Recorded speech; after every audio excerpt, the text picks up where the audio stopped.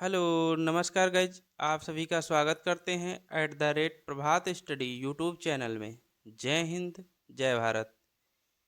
हिंदी के प्रीवियस वर्ष के महत्वपूर्ण सभी प्रश्न। Question number 1। बहराइच, सुल्तानपुर, रायबरेली किस बोली के क्षेत्र हैं? ऑप्शन ए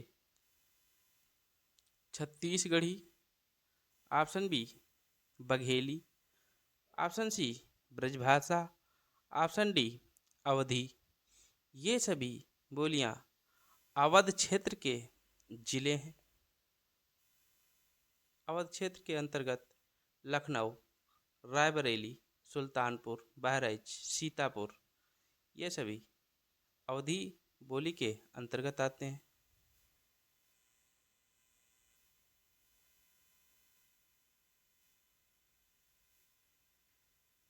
क्वेश्चन नंबर 2। रामपुर, मुरादाबाद, बिजनौर, मेरठ, देहरादून और सहारनपुर की बोली किस क्षेत्र के अंतर्गत आती हैं? Option A Garhwali, option B Chhattisgarhi, option C Khari Boli, option D Bangru. इसमें ऑप्शन सी सही है, खड़ी बोली। रामपुर, मुरादाबाद, बिजनौर, मेरठ, देहरादून और सहारनपुर की बोली खड़ी बोली है। मोस्ट इम्पॉर्टेंट प्रश्न।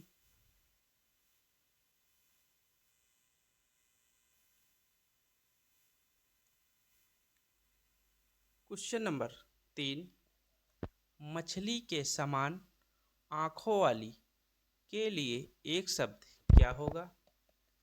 ऑप्शन ए चकोर, ऑप्शन बी अक्ष, ऑप्शन सी मीनाक्षी, ऑप्शन डी मृगनयनी। इसमें ऑप्शन सी सही है, मीनाक्षी। मछली के समान आँखों वाली के लिए मीनाक्षी शब्द का प्रयोग करते हैं। मृगनयनी जिसकी आँखें मृग के समान या हिरण के समान होती हैं।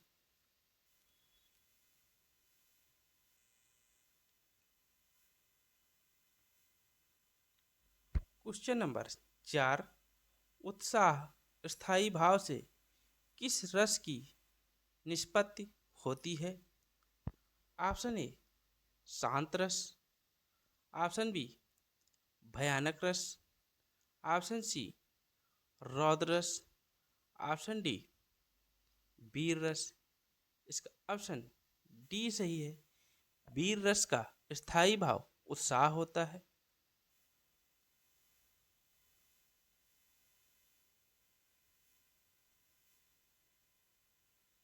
Question number 5। जो भाव मन में केवल अल्पकाल के लिए काल तक संचरण करके चले जाते हैं उन्हें क्या कहा जाता है? ऑप्शन ए संचारी भाव, ऑप्शन बी अनुभाव, ऑप्शन सी स्थायी भाव, ऑप्शन डी विभाव। इसका ऑप्शन ए सही है, उसे संचारी भाव कहते हैं। जो भाव मन में केवल अल्पकाल तक संचरण करके चले जाते हैं उन्हें संचारी भाव कहते हैं।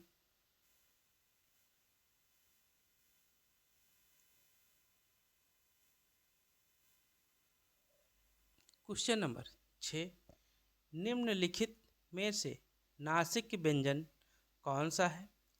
ऑप्शन ए खा, ऑप्शन बी गा, ऑप्शन सी जा, ऑप्शन डी ना। इसमें नासिक व्यंजन ना है। पंचम वर्ण कवर्ग, पवर्ग, तवर्ग, टवर्ग इन सभी के पांचों अक्षर जो होते हैं नासिक व्यंजन होते हैं।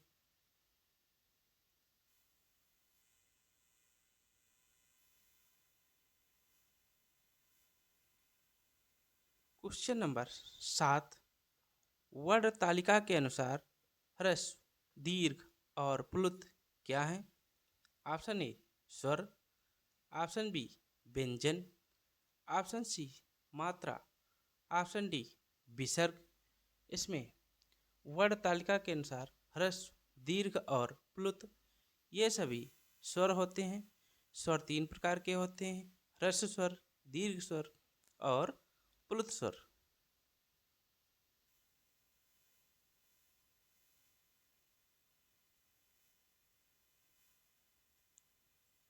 क्वेश्चन नंबर 8, मुझे बताओ कि तुम्हारा जन्म कब और कहाँ हुआ था। वाक्य का भेद बताइए। ऑप्शन ए सरल वाक्य, ऑप्शन बी आश्रित वाक्य, ऑप्शन सी संयुक्त वाक्य, इसका ऑप्शन डी मिश्र वाक्य। इसमें ऑप्शन सी सही है, संयुक्त वाक्य, क्योंकि मुझे बताओ कि तुम्हारा जन्म कब और कहाँ हुआ है, इस वाक्य का भेद है संयुक्त वाक्य।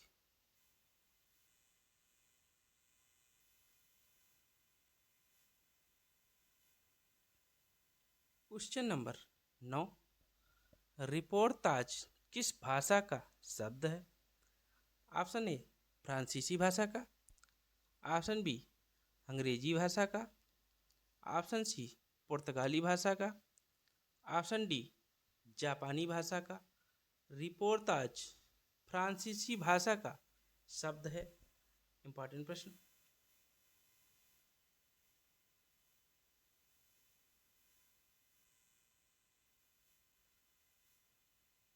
क्वेश्चन नंबर 10, लोगों ने शोरगुल करके डाकुओं को भगाया।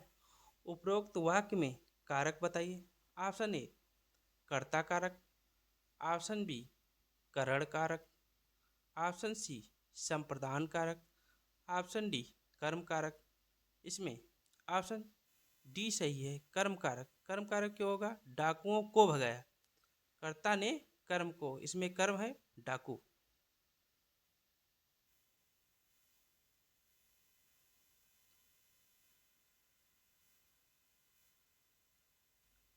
क्वेश्चन नंबर 11, आप भला तो जग भला वाक्य में रेखांकित शब्द कौन सा सर्वनाम है। ऑप्शन ए पुरुषवाचक सर्वनाम, ऑप्शन बी निश्चयवाचक सर्वनाम, ऑप्शन सी निजवाचक सर्वनाम, ऑप्शन डी अनिश्चय वाचक सर्वनाम।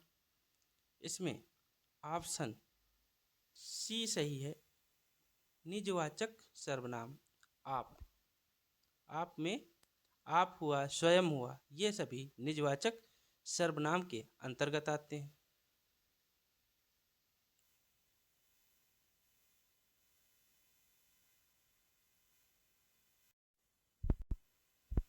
क्वेश्चन नंबर 12, ऋषि की गाय बहुत दूध देती है वाक्य में रेखांकित शब्द किस विशेषण का उदाहरण है। ऑप्शन ए गुणवाचक विशेषण, ऑप्शन बी संख्यावाचक विशेषण, ऑप्शन सी सार्वनामिक विशेषण, ऑप्शन डी परिमाण बोधक विशेषण। इसमें ऑप्शन डी सही है, परिमाण बोधक, क्योंकि ऋषि की गाय बहुत दूध देती है, इसमें निश्चित संख्या नहीं है, इसीलिए परिमाण बोधक विशेषण है। सार्वनामिक विशेषण 11 प्रकार के होते हैं।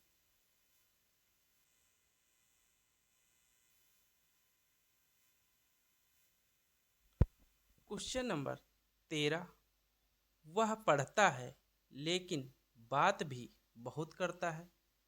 व्याकरण की दृष्टि से रेखांकित शब्द पहचानिए। ऑप्शन ए क्रिया विशेषण, ऑप्शन बी अव्यय, ऑप्शन सी सर्वनाम, ऑप्शन डी संज्ञा। इसमें ऑप्शन बी सही है, लेकिन शब्द अव्यय के अंतर्गत आता है। इंपॉर्टेंट प्रश्न।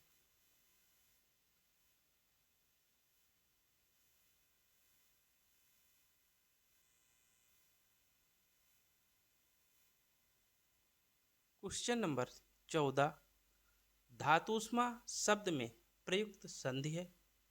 ऑप्शन ए अयाद संधि, ऑप्शन बी गुड़ संधि, ऑप्शन सी दीर्घ संधि, ऑप्शन डी यड़ संधि। इसमें ऑप्शन सी सही है, दीर्घ संधि। धातुष्मा शब्द में संधि है।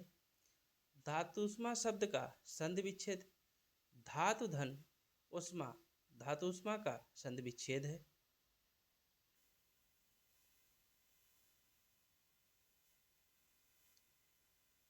क्वेश्चन नंबर 15, धनुर्बाण में किस तरह का समास है?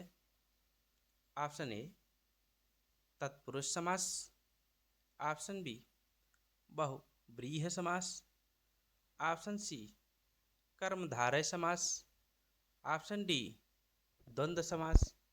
इसमें ऑप्शन डी सही है, द्वंद्व समास है। धनुर्बाण में धनुष और बाण, इसी में द्वंद्व समास है और शब्द का लोप है।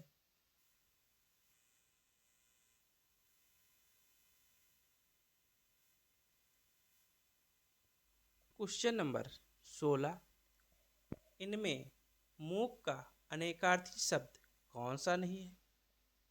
ऑप्शन ए गूंगा, ऑप्शन बी चुप, ऑप्शन सी शांत, ऑप्शन डी विवश।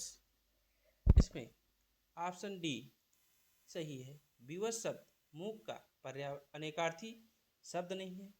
गूंगा, शांत, चुप ये सभी मूक के अनेकार्थी शब्द हैं।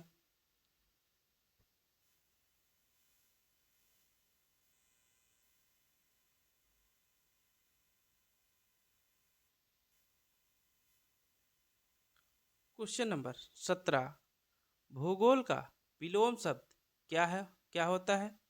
ऑप्शन ए इतिहास, ऑप्शन बी अंतरिक्ष, ऑप्शन सी ध्रुव गोल, ऑप्शन डी खगोल।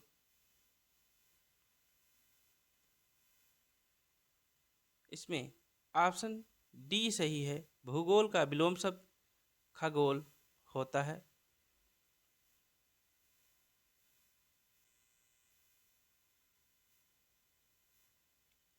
क्वेश्चन नंबर 18, कपड़ा के लिए पर्यायवाची शब्द कौन है? ऑप्शन ए अंबर, ऑप्शन बी सफरी, ऑप्शन सी पावक, ऑप्शन डी मयूर। इसमें कपड़ा का पर्यायवाची शब्द अंबर है, ऑप्शन ए सही है। कपड़ा के पर्यायवाची अंबर, वस्त्र, धागा ये सभी कपड़ा के अंतर्गत आते हैं। पावक, अनल, अग्नि ये सभी अग्नि के पर्यायवाची हैं। मयूर शब्द मोर के पर्यायवाची हैं। सफरी शब्द मछली का पर्यायवाची है।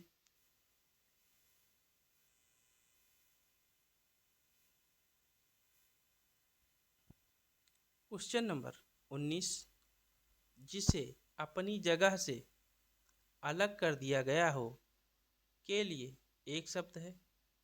ऑप्शन ए विस्थापित, ऑप्शन बी अवस्थापित, ऑप्शन सी संस्थापित, ऑप्शन डी इनमें में से कोई नहीं। इसमें ऑप्शन ए सही है, विस्थापित। जिसे अपनी जगह से अलग कर दिया गया हो उसे विस्थापित कहते हैं। जिसे अपनी जगह से अलग नहीं किया गया हो उसे अवस्थापित कहते हैं। संस्थापित उसे कहते हैं जो किसी इमारत का निर्माण कर दिया गया हो उसे संस्थापित कहते हैं।